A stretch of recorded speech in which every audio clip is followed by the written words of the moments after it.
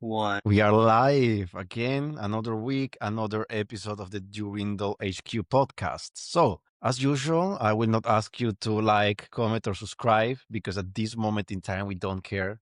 We just want to know if you are from the future or from the present. The future is those people that missed out and are trying to reverse engineer it. The present are the hardcore fans and people who get free merch. So, welcome to you from the present and welcome to you as well from the future. Garrath, how you doing, brother? Even though we already have a call like 1 hour long, right? Right before this. So, secret stuff. So how are you doing? Yeah, Tell the people how you're doing. we're planning the next secret mission, I suppose. No, I'm doing great, man. I had a great weekend. Played around in ChatGPT a little bit. Think we came up with some new styling for some slide decks. I love it. We were kind of geeking out over that, but I don't know. It's kind of cool. Yes, I would love to share that. Like really, I mean, it's an upgrade. It's a design upgrade, which again, we always say we don't want to get too caught up in design stuff, but we love improving how the company shows up on social media. Just so you know, I didn't tell you this, but it just came to my mind. I think us changing that slide deck, as small as it is of a thing, that would also affect our banners on social media and all the other stuff. So just get ready for changes. For sure. And some of the stuff that we're rolling out in a few months that we've been working on behind the scenes. Maybe we could talk about it a little bit without really going into detail. Um, Seb's been cooking with SWAT lately, and there's been a lot of people say really great results with SWAT. Um, I would say that there's been a lot of really excited people the last month. And for several months, we've been kind of working on something behind the scenes, building out some AI products that I think will be really beneficial as those people and our clients and new clients come to us and their operations are kind of hitting a wall when it comes to supporting their sales. And we've built something that we call the Command OS, and it's a way to fully automate your business, not with Zapier, not with Maker, with real AI, where, it eliminates about 95% of the manual work that goes into go to market, from marketing to sales to customer success. So I'm really excited about it because we're implementing it with a current client here in a few weeks. We're implementing it with another client in about a month and a half. And I'm really excited for them because I know they're going to love it. But yeah, we've got a lot on the docket for Q4, from workshops to audits to client projects kicking off. And we've got another big announcement coming. Can't announce it just yet, I don't think. But the work that we're going to be doing with Allie over at BodCare. Really excited about That's going to be big. Yeah, that's going to be huge. She's a rock star. She really is. So, he's got to get his lighting right. Look at this guy. Yes, Look I at this guy. forgot. Forgot the lights. You invest in all of this thing and then you don't use it. Looks bad. Plus, it looks better now. No, yeah. Ali is a Beautiful. rock star and we cannot say anything about it. It's just going to be interesting. And you know what? I'm fascinated by the marketing side of it. Because one of the plans is using your leadership posts, the ones about fitness, as a segue to bring attention to that thing, Yeah. which has me thinking maybe I should join that bandwagon too and start posting fitness and leadership alongside with you. And yes, I've been thinking about that and I think I'll do that. Yeah. Dude, I love doing it. As much as I love talking about, you know, marketing, sales, that stuff. I love talking about fitness and training and diet and nutrition just as much. Like, that's probably my real passion in life, is because all of that, as you know, all of that stuff fuels you. It fuels your mindset. It fuels your confidence. It fuels your presence. It's all interconnected. You don't really see it that way until you've just been doing it for so long. It becomes such a part of who you are that you feel empty without having those things. And so it's my way of expressing, honestly, at the end of the day, it's like a lot of that teaches you about self-leadership, and a lot of what you learn through that continual journey of self-leadership directly applies to whether you're leading yourself, a team of 20, a team of 50, whatever it may be. Those lessons inherently apply to those other areas of life. So I love kind of weaving that all in, being a leadership basket weaver. Yes, I mean, it's my favorite topic too, right? After probably even, as you said, probably the favorite topic is fitness and health. So Yeah. I think I'll be excited to share part of that. But what I'm wondering is how do I because you train at home and it's pretty cool. I train at a commercial gym. It's not that commercial, it's a bit high end, but still like people are there all the time. So I need to figure out a way to like record myself without looking like a weird influencer or bothering people.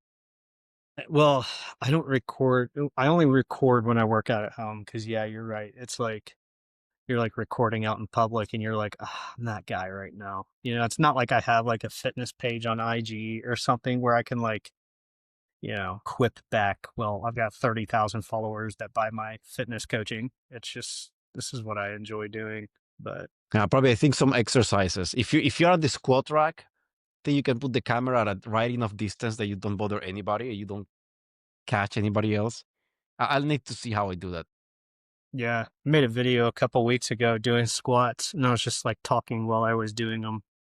I posted it to IG. It was just like, I don't know. A lot of times too, it's like a reminder to friends. I've had a lot of friends that have kind of fallen off the fitness bandwagon of like, hey, we're at that point now where in life we both are where, people sacrifice their health, their fitness, their mentals for money, places and things. And that's a really empty, shallow way to live. Because that's only going to sustain you for so long until that house of cards starts to crumble a little bit. You know me well enough now, and I'm still not as comfortable in front of a camera as I would like to be to truly just kind of let some of that intensity out. But, I enjoy every day finding that time in the gym, training like an athlete, using that to get into an intense mindset. And when I say intense, I'm not talking about like a bear ready to rip through a tent. I'm just talking about intense focus, intense concentration for the next 4 or 5 hours of my day. And that really carries me through my day. And I feel accomplished and I feel like I did something really hard. And that's really where, like, confidence comes from, in my opinion. Yes, I mean, it's a great way to start the day. I work out in the morning, but I still haven't learned from you how to wake up so early. When I get that, I think I'll get that. I'll fix that when I come stateside, because right now my schedule just needs to adapt at least to some extent to American time zones. Yeah. So that makes it a challenge to go to sleep early. But dude, I love working out in the morning. It just feels Yeah. so good. It feels like you start the day doing something impactful. Yeah. Well, like my schedule is not like perfect, linearly perfect. But the routine is like there's times I canceled meetings to get my workout in because I'm like, I'm not going to miss my workout for the day. Like, as long as it's not a really important meeting, if it's a coffee chat, something like that, I might be like, hey, can we move this to tomorrow? Because this is the only hour I have to get any workout in.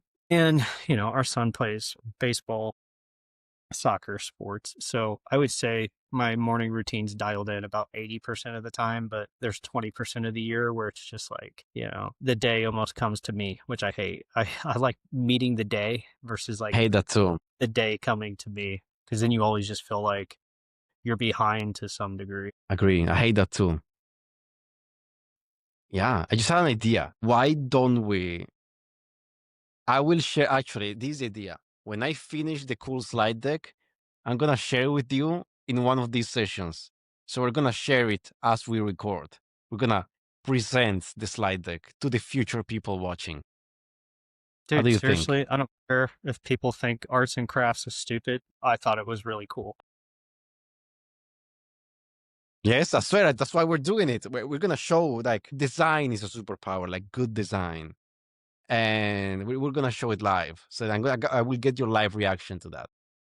Dude, you know what? That gives me like a podcast idea for Chad, like doing a podcast with Chad on like how design is a superpower. And, brand marketing certainly plays its role in demand generation. And when it's done really well, it makes demand generation and sales a lot easier. Part of your brand is how you execute and deliver on your promise. The other part of it is how you actually appeal to the market. And you can have the right message, but if the visuals with that message don't really align and really draw people's sense of curiosity, that's always going to be a disconnect point between you and your prospects, or, you and your buyers. So we both know Chad is like Yes. great when it comes to visual design. And people remember great design. Like, look at Dextego. Dextego has a great visual identity. I'm a big fan Yeah. of the friendliness, the characters. It's like it reminds me another company who did it real well is Salesforce. When if you look at their products, there is zero emphasis on design, but in all their marketing, there is plenty of design. There are characters, there are mascots. Each one has their story. You go to a Salesforce event and it's kind of exciting because people walk around in Yeah. costumes. You can read about them. They have a full ecosystem of storytelling built into the design identity. It's fascinating. You know what I love about Mark Benioff? And as every company gets as large, when companies get as large as Salesforce, there's always going to be things you don't like about the companies or the leadership, whatever. But, if you ever read up on how he got his initial customers, he would like go out to events and he would find out like which like key target executives were going to the events. And then he would be in a taxi cab outside of the events. And when those executives would walk up, he'd have the taxi cab drive up to that executive and offer them a ride. They'd get in the cab with him, and then he would pitch Salesforce. Like, what a genius! Like, that's freaking badass in my book. I think that's just like expert I level. That love just it. shows you like how getting a little creative and just being a little confident with how you're doing things your way can make you an outlier in a good way. We might need to start coming up with crazy ideas to do that kind of stuff because I like it. Yeah. You thought you had an Uber driver? No, this is Gareth and Seb. Yes. We We only become answer the Uber drivers rides for when it's executive like a events. corporate executive. I mean, it's not a bad idea. It's like getting time for an elevator pitch at Shark Tank, but it's your car. Yeah.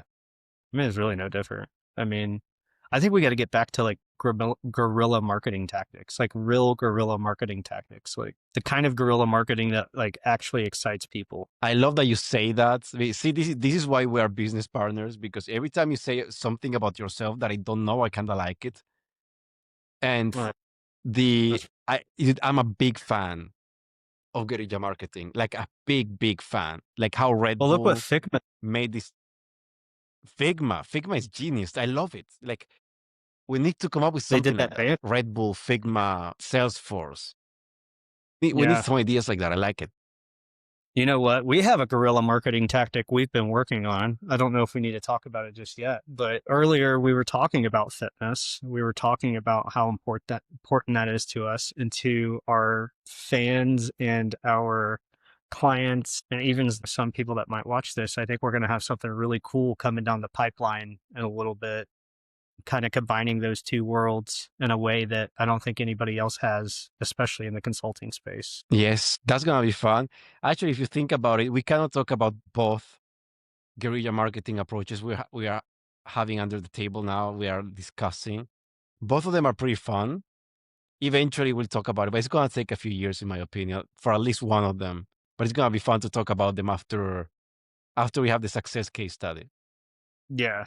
Yeah. No, it'll be cool. We've been talking about like the kind of gift boxes we want to send to people and like what would be in those boxes, kind of building a real tribe in some ways. And, we've talked about doing things like I don't want to do another Slack group on marketing and go to market. Like there's so many of those now. It's like, everybody's just talking in circles. I think we're thinking about giving people an experience that they're not getting anywhere else, just in the sense of like, I think now that everybody's coming out of the whole like post COVID mindset, thank God, health and fitness is kind of important to a lot of people again, and people are looking to get back in shape and stuff. And we're looking at a way to combine, leadership and fitness and executive, consulting with that fitness layer. So I think it'll be a really cool project. We're not close to it yet, but it's coming down the pipeline.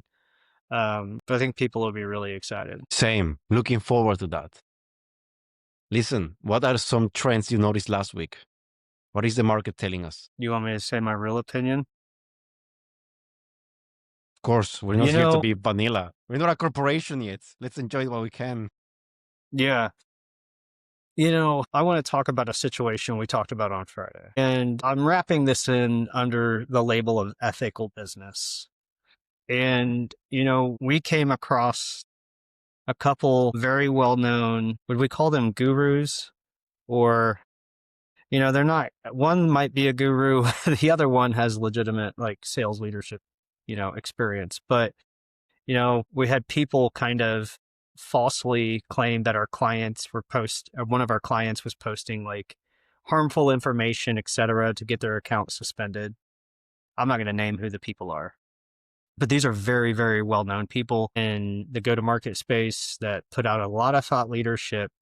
And the funny part was, the next day, this one of the people that was doing that, and we found out because we have friends in low places. And yeah, buddy, yeah, if you ever try to do that to us, I promise you we're going to find out. It's just, we're going to find out. I don't have to spell it out, but we will.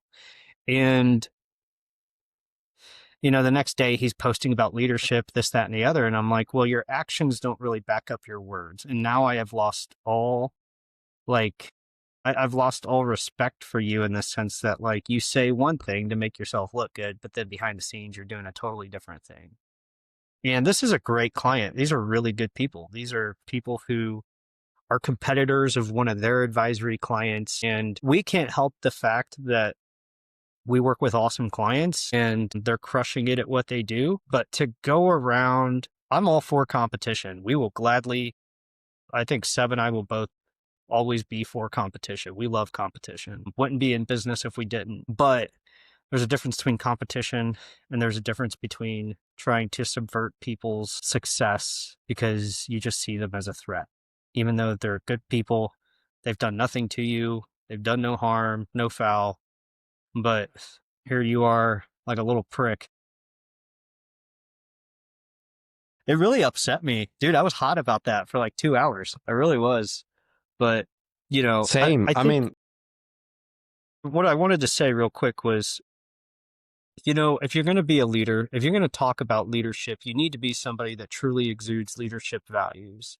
And that means being an ethical member in the business community, whether it's competition or not. You're always going to have competition. But the last thing you want to do is do something like that to one of our clients. And now Seb and I become your competition. That's what you don't want.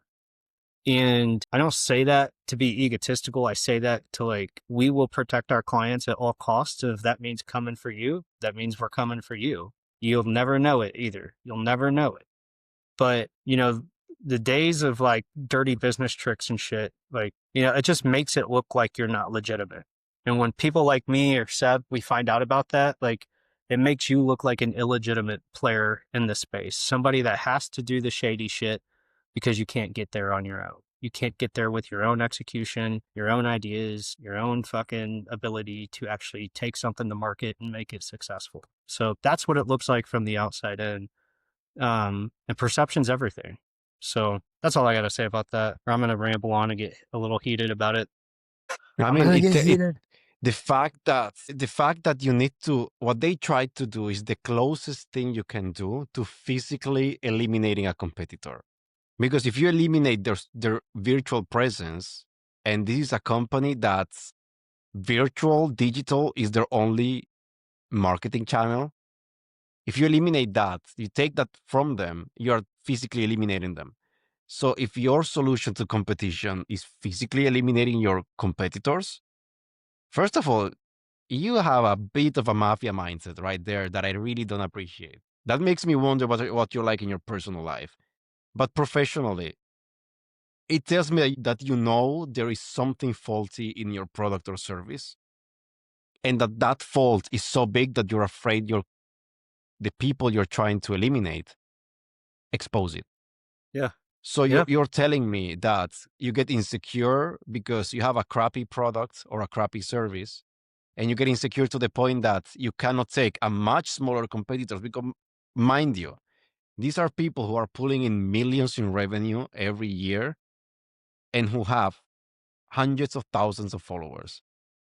And you're telling me that a much smaller competitor with no funding that doesn't have the same media engine behind you scares you to the point you need to eliminate them from the digital landscape. there's something shady about your products. And we don't know what it is yet, but we eventually the market will find you out. And if the Yeah. market doesn't find you out on its own, what Garrett is saying is that we will help them find out. I mean, I believe we can compete with anybody. Dude, No, I I believe we mean, can compete with anybody. we talk. I don't want other sales trainers and other go-to-market advisory firms. I don't want other strategists to disappear. I want them to be there because you can. Greatness only happens by comparison. The greats exist because the non-greats also exist. Exactly. I would never want to eliminate anybody. And with our biggest clients, the banking clients, in one of their departments, we displaced McKinsey. That is pretty cool. I never want them to disappear. If it was up to Yeah. me, McKinsey could stay on top of the food chain forever because now it's bragging rights that he managed to Yeah. take one of theirs. Yeah. So when you're afraid of competition to that point, something's fishy. And it smells pretty Yeah. rotten too. Yeah. It's interesting too, is we were talking about it earlier. Like, I mean, if you want to be our competitor, fine, but you better be able to execute like your life depends on it. We move too quickly. We adjust too quickly. We don't overthink things. We're not trying to be perfect here, but we get shit done. So, and I see who comes to the website and looks at our stuff. My content got flagged a couple months ago by a competitor on LinkedIn. I don't know who it was. I didn't really care to find out. But that was kind of like a moment for me of like, man, if it upsets you that much, I must be indirectly exposing you for who you are. I'll just leave it at that. I think that's good. I think that's a good place Dude, to leave the conversation. as I always like saying, if you get offended, then I was talking about you. And that is Yeah. also a good place to leave it. Yeah. What I don't really have much as far as sales and marketing goes. I think we've got a lot of client projects kicking off. We have several SWOT workshops kicking off. We've got, audits that are going to be done here in September. Like, there's just so much going on with the business. It's like I haven't had a moment to just sit down and kind of reconcile the last week or two of like my ideas around everything that's going on as far as how marketing's evolving, how sales is evolving. I've talked about it before. I think the big thing is the blended role of marketing now. Marketing really needs to get in the headspace of, they are a part of sales. Marketing is a sales function as much as it is a marketing function. And I think that when you look at the companies right now that perform at a really high level, that's how their marketing teams operate. Because without that mindset, marketing really is just a support function in a business. There's not a lot that gets done. Campaigns are rolled out with half-ass effort. Sales never feels like what they need. Kind of the old, the same problems that have been going on for damn near a decade. And it's one thing we talked about this morning was the over reliance on technology. And in a lot of ways, because of that, marketers have kind of lost their operational/strategic brain. You've seen a little bit of that dissipate over the years, but the ones who do it really well, the reason we like clap when Figma does something or Salesforce or whoever, you know, it kind of reminds me of like HubSpot trying to compete with Salesforce now when like deeply and inherently, that like, all right, if I got this enterprise company, like asking me what CRM to go with, you really think I'm going to tell them HubSpot? Like, is there any world that exists where I'm selling a HubSpot CRM to an enterprise client? Absolutely not. You know what I mean? It's not the right setup for them. And people inherently know that. And this is why you're seeing so many companies ditch HubSpot now. A lot of companies are going back to Salesforce because they bought the freaking juice. They drank the Kool-Aid and they realized we can't do the things that we need to do inside of HubSpot. And what it's great for, startups, mid-market, maybe some growth stage companies, and that's where it really needs to own, but it's trying to like directly compete with Salesforce instead of, to your point earlier, hey, like we are best suited right here. And because Salesforce exists, we can always position off of that. We can position how great we are for these companies because Salesforce doesn't serve these companies as well as it does those. But, that's just my opinion. It's a classic mistake. It's a classic positioning mistake, trying to reach too far. Especially when you're dealing with such a big competitor as Salesforce, you need to you can only leverage what they don't do to Yeah. sell your stuff. Because if you try to beat them at what they do, you're gonna lose. If I was a Salesforce competitors, I would invest everything I fucking have in. Oh my god, I say the F word. I would invest everything I have into easy user experience and all those little things that Salesforce is not covering. I would try to cover them, and still it's gonna be an uphill battle. But at least now you have a chance. Yeah. Well, that's where HubSpot shines. It's like, hey, you don't need a technical admin team to, really maintain this and optimize the system. It's just a totally different user experience all in all. It'll be interesting. I think that the say this knowing that we're rolling out an AI product. I'm going to be interested to see how AI adoption. I think companies are going to get a lot more stringent on AI adoption from here on out. And the use case is going to have to be something that is very tangible. And the time to value realization is going to have to be quick and not 6 months out, 12 months out, etc. And I think we're starting to see that now. Investment perspective, you're starting to see investors get more stringent on the AI companies that they're investing in. You're starting to see a lot of companies rotate out of the AI tools they first purchased and set up. And I think what you have now is this is why we're building Command OS, is because there's just been such an overinvestment on tools that even with the AI that companies have invested in, it doesn't get leveraged like the way it needs to. And with that, you still have like these tech stacks that are just like kind of haphazardly put together. Maybe there's some automation that solves some problems. But really what people need now, if you're going to do automation with AI, it needs to be something that's plug and play and automates all the menial low-level tasks in the business so that it frees up your frontline people, it frees up your organization's cognitive bandwidth to focus on the high-impact levers in the business. That's what people are looking for. So the days of just like, oh, we got ChatGPT for copywriting. Okay, you're paying $200 a month a seat for that. Like, how many people are actually using it? What are you even getting out of that? Is there a tangible ROI that you're seeing out of that? I don't know. It's going to be interesting. I think you're going to see the conversation around AI really start to shift because really, not to be, not to be a bemoaner, but the best use cases for AI are on business process optimization, whether it's your go-to-market org, whether it's finance, legal, HR, etc. That's the best use case for it. Not doing outbound emails, not doing outbound workflows, inbound email, like all that shit. You're telling me your marketing team can't come up with some decent like cold email structures. They can't come up with decent, email marketing campaigns, whatever that is. Like, that's where the creativity for marketing is. It's like those multiple iterations you're writing down and people, there's layers of dirty work that need to exist because I think that's where the real innovation happens. And I keep going back to this tools like ChatGPT, for instance, like when you're using those for that kind of work in your business, you have to remember that it's pulling you to the average. It's taking the average results in the webosphere, and that's the answer it's giving you. Now, your brain is going to have to be the one that says, how do we get this to where it actually stands out?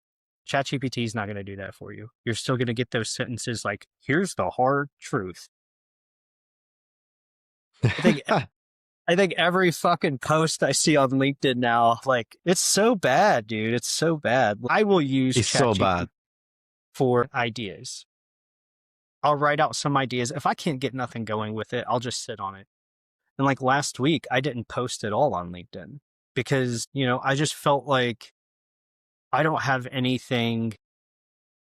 I don't have something I don't have something to say here that I've got real conviction about, you know? And I think that this is where like we have to get back to as people is like say something that's meaningful. Don't just like if you ask a social media marketer, they're going to say you need to post every day. If you ask a brand person, they're saying, I don't think you need to post every day. I think what you need to do is have conversations with humans every day And from those conversations, extract meaningful tidbits of information that you can share with your audience that have real value and real impact. Otherwise, it's just like watching a circus most of the time of like, when do the monkeys come out? Are you got that? You guys bringing the tiger out next? It's like, don't just turn your LinkedIn content into like a circus. Like, make it meaningful, make it impactful. You're not going to grow to 50,000 followers. You shouldn't even want to grow to 50,000 followers, in my opinion. Because if you're good at what you do, you don't need 50,000 followers. You don't need 100,000 followers to, like, it's like these LinkedIn sales gurus, right? This is where I'm going to punch back a little bit after our talk on Friday. It's like these LinkedIn sales gurus. They're like, I close all these sales on LinkedIn. And really all they're doing is creating more LinkedIn sales gurus. It's like anybody worth Yes. their weight sees what's going on. What are we doing here, Morgan? Yeah. I'll cut that It's part a pyramid out. scheme. I like that part. It's a pyramid scheme. It's a pyramid scheme where they're just teaching other people how to be gurus and how to generate leads on LinkedIn that teach other people how to generate leads on LinkedIn. That's what's And the happening crazy here. part And I is, have my opinions. Yeah. is like these executives bring them to events to speak at events about like social media marketing and building an audience and how to connect. And I'm like, these people don't actually know how to do it. They're just they're selling you, this is Amway for LinkedIn. This is fucking, what's what's that company? They've got everybody out there. Herbalife. Herbalife. Yeah. They got everybody out here buying like protein shops now. Like they're setting up, drink shops, like selling Herbalife protein and Herbalife juices. But it's like, it's Here's the the same thing. thing. It's just wrapped in the LinkedIn bubble. That's all it is. Here's the thing. I do consider sometimes just becoming a big LinkedIn influencer. So I get invited to those stages and I call all of you fake dudes out. Yeah. That's what I'm low key planning to do, getting my 50K followers, going on stages and speaking some facts at every event I go to. And I'm very entertaining when I speak facts and people usually don't hate it that much.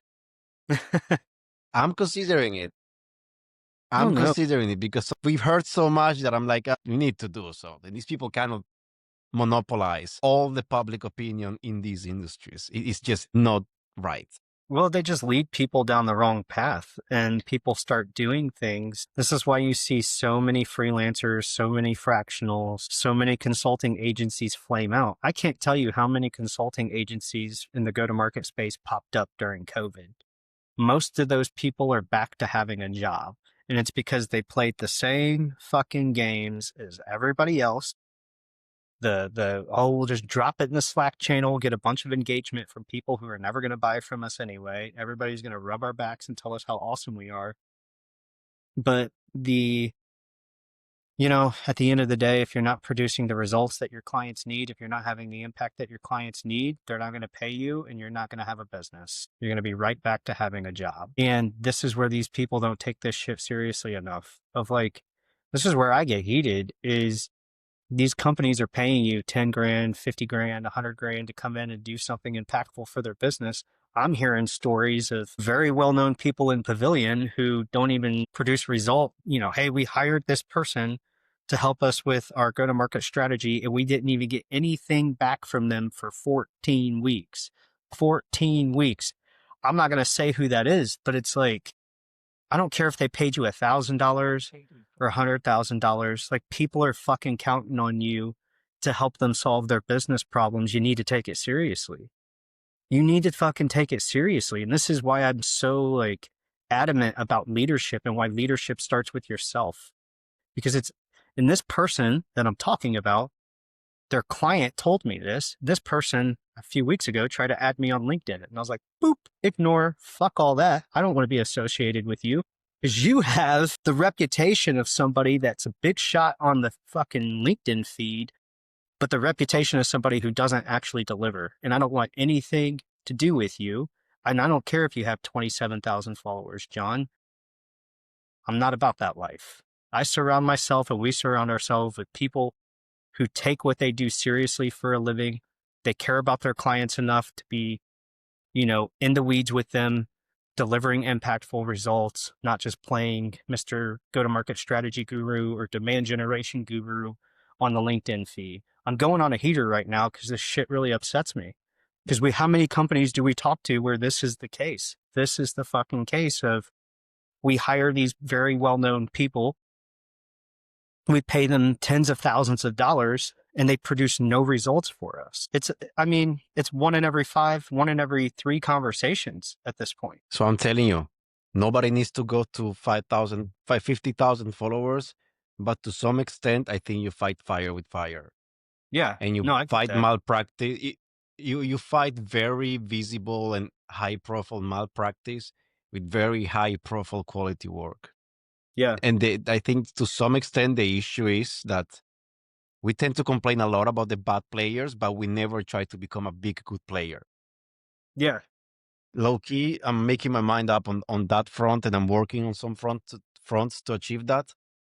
But yeah, it gets tiring because you keep hearing these horror stories of people who hire these characters that on LinkedIn sounds like they can give you the moon and the stars, and they cannot keep 10% of their promises, and it's not uncommon. It's because they don't know how to execute, man. It's different when you got a boss telling you, this is what you need to do. This is when it needs to be done.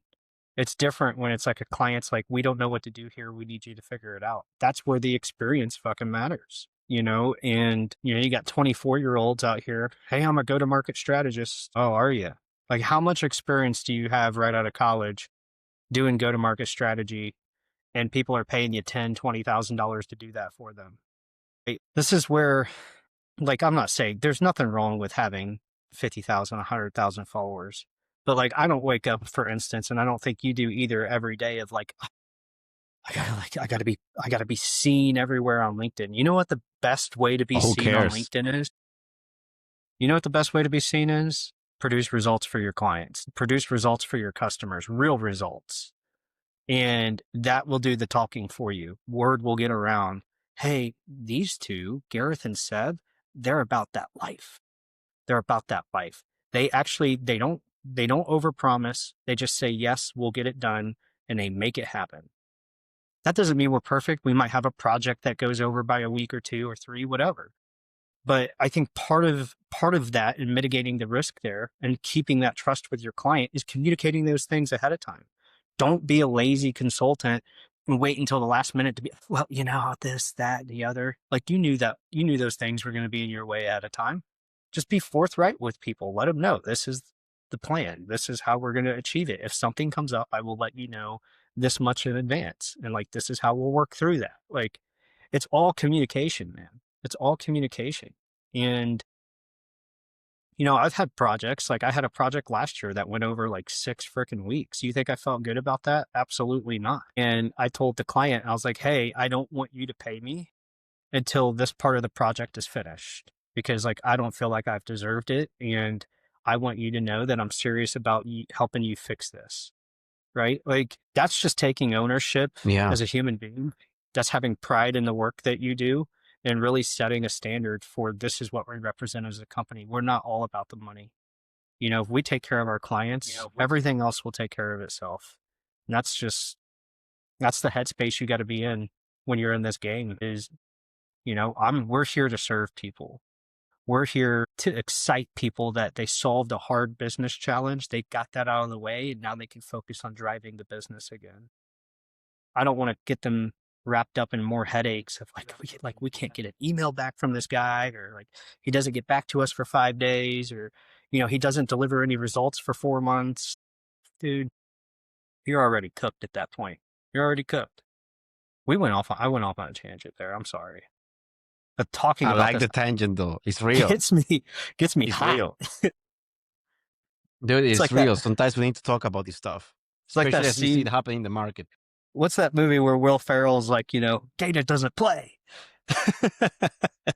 I don't remember that movie. I don't think That's I what I watched feel it. like I'll right have now. to. But, it comes from a good place. It sounds a little heated, but it comes from a good place. I'm not, things happen. But, I think I mean, you can go look at the SWOT reviews. You can go look at our client reviews and stuff. We just deliver.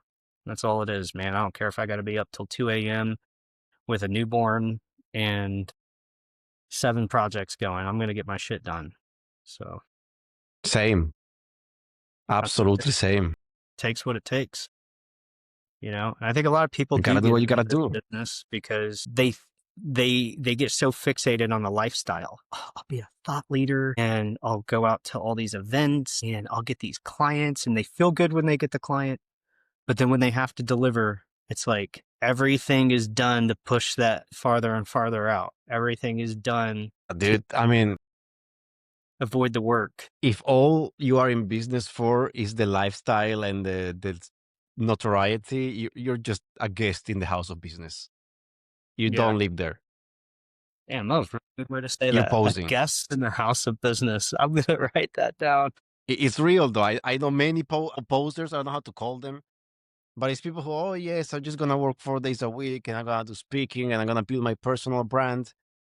You are a guest in the house of business. You're just here for a vacation. You're trying it out, see if you like it. On the Yeah. other end, there is like not sleeping at nights, delivering for clients and getting more clients and making sure your reputation is pristine every Yeah. time you finish a project. To your point, there's nothing wrong with trying to see if being an entrepreneur or building a business or whatever is right for you.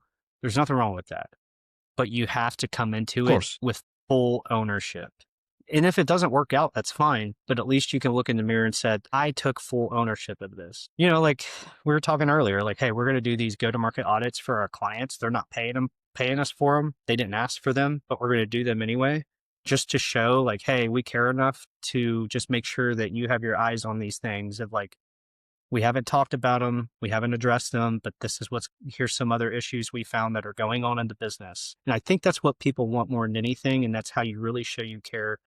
It's just being proactive, getting ahead of things, because that's what your clients are hiring you for. At the end of the day, they want somebody who's a change agent, who's going to help them drive the business and not just an order taker that's like, we need this done. We need this done. Because if that's the kind of work you want to do, you can't be positioning yourself as a subject matter expert, because subject matter experts are change Agree. agents. There's people who take the wheel and say, get in, put on the seatbelt, we're going for a ride. Right? They're not in the passenger seat, they're in the driver's seat. Sorry, I overtook the last 10 Agree. minutes. I'm really passionate about that. I'm sure you know. But, I think it's just really a part of like what we believe in here at Durindal. We have a whole like doctrine. We wrote out a whole doctrine that we all printed out and like read for a few days and like really let that sink in. We've got like a mission. You need to make more use of that. We need to put it somewhere on the website, on social media. We need to start using the doctrine a bit more. Well, yeah, that's a good idea. You're the web guy. I'll Yeah, send you. I don't know why we didn't think about that. So, but those are nice to haves, and it's cool to, I think if you're going to build a business, like spend the time. Everybody's going to tell you to just put your heads down and execute and don't worry about all this other stuff. But it's good to sit down and be like, what do I really want this thing to be?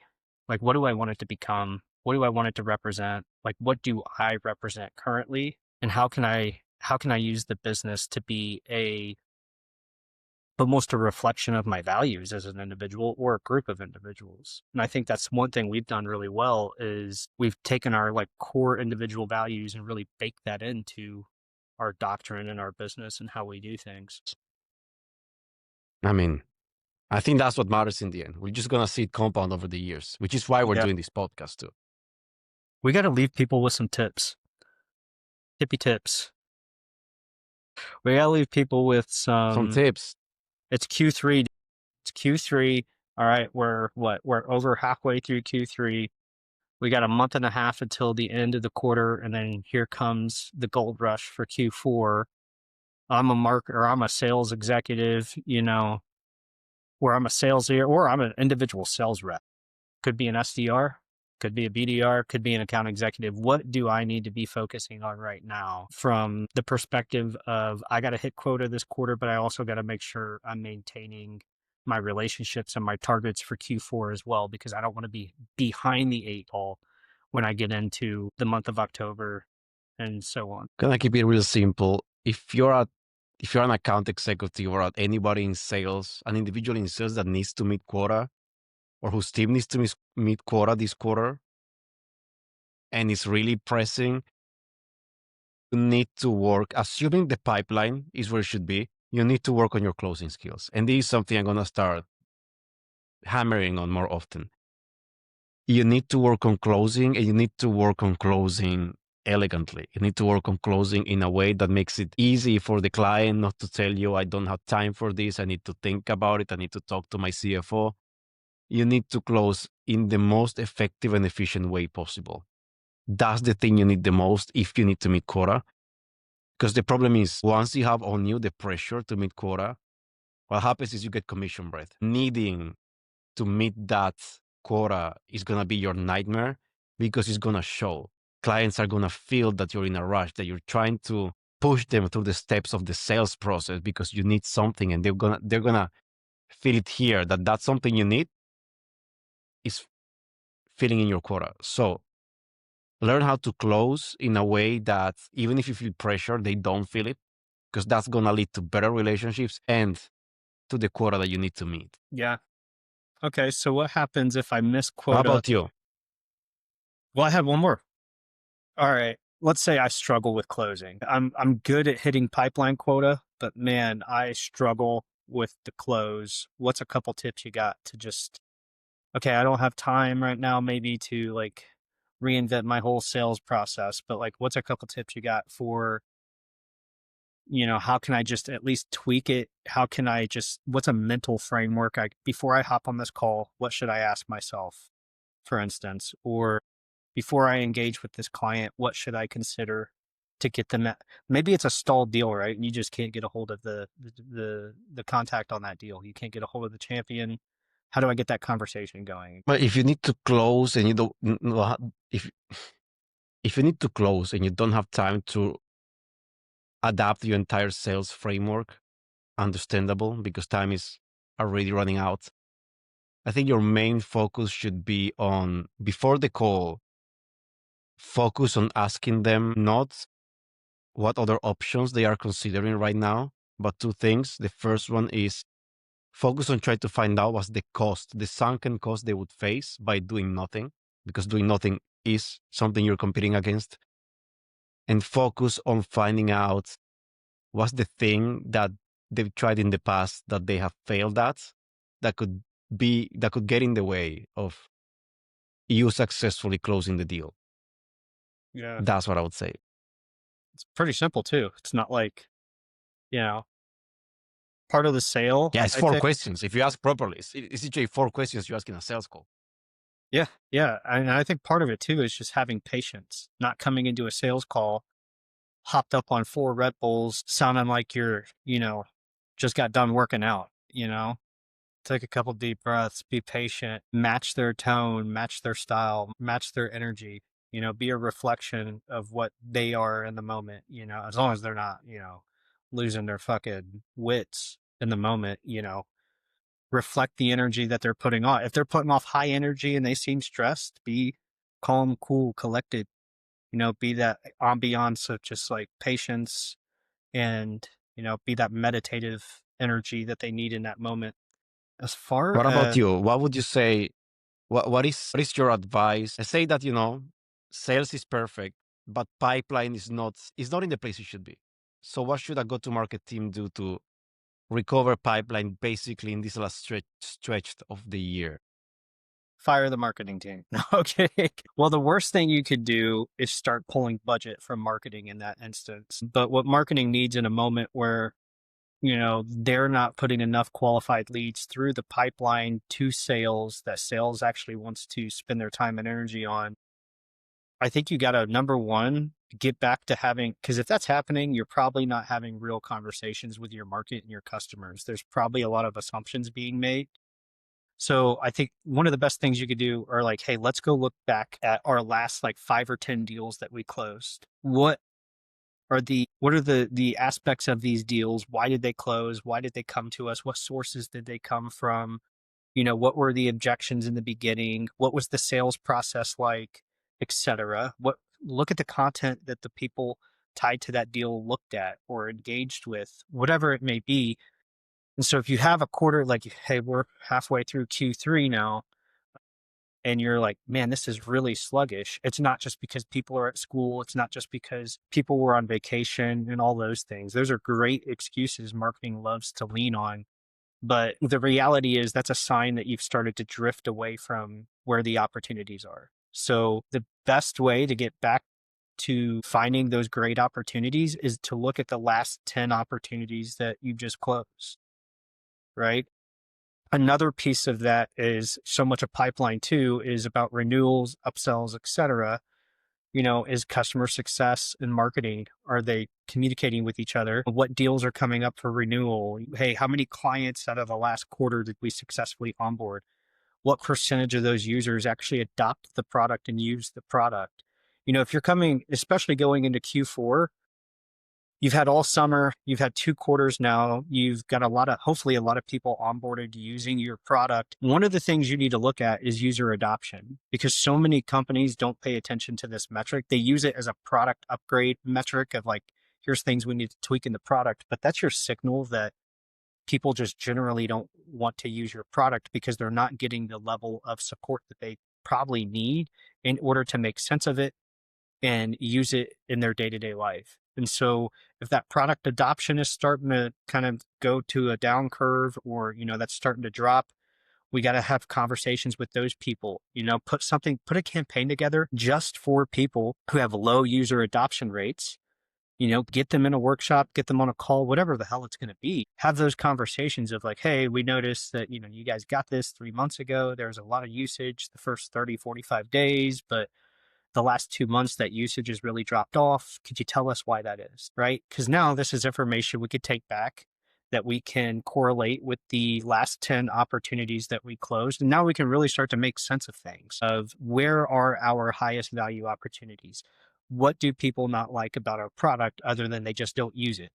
Right? And like we track net promoter score and all these things, but those don't really tell us the real story, because a lot of times, like, you have that NPS survey pop up on your website. I'm just clicking whatever button I see first. I'm not looking at 1 through 5 and taking all 3 survey questions seriously. So I think, so that's answer number one, long-winded way of saying, if you're having pipeline issues, you got to get as close to your customers and your market as possible and have real conversations. There's probably things in the market that are evolving that maybe you're not fully picturing or fully seeing.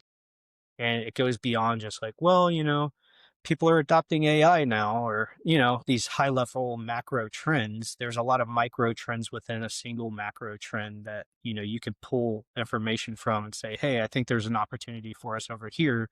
And I know that because we've looked at these deals, we've looked at this data, we've looked at our customer feedback, and this is what we came up with.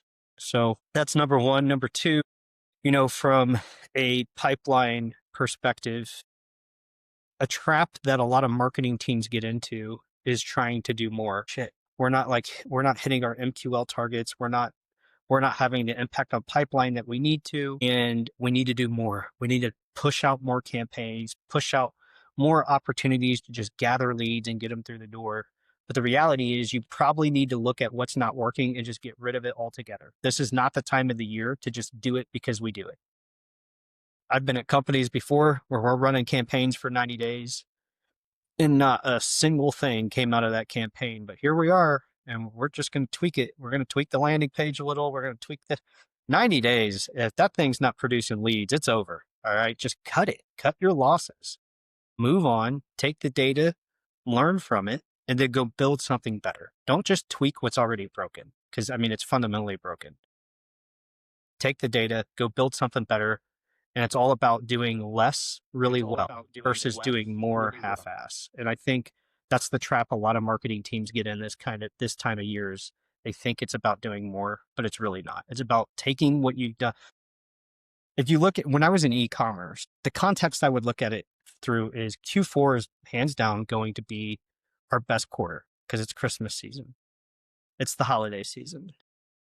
Our mindset was everything we do between January and September was all about testing. what's going to be hot this year? What messaging is going to work? What visuals are going to work? What style? What trends? What campaigns are going to work? September and October was all about validating those assumptions, taking what you learned throughout the year, taking those campaigns, filtering out the best ones, running those through tests during September and October. Come November and December, we were all in on those handful of campaigns that did really well for us in the beginning of the year. Same mindset needs to be applied to the B2B world as well. I was really long-winded, but know me. I like it. Listen, we gotta run. So let's Yeah, we wrap it do. up here. People, thanks for listening to the Durindal HQ show, episode 4. From the present or from the future, we are glad that you listened. And we will see you next week in another episode, maybe with a new slide. That's true. Yeah. Just wait for that. It is pretty sweet. I'm not gonna lie. It does look pretty sweet. It is pretty sweet. I already have things in mind for you. You will like it. All right. Adios, amigos.